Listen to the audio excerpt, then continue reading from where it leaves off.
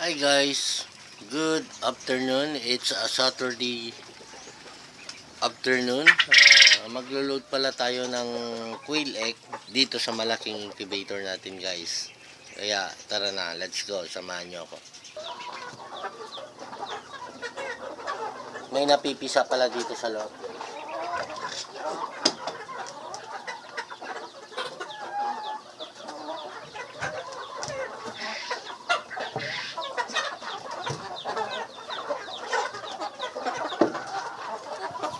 Ito po yung laman ng ating incubator ngayon.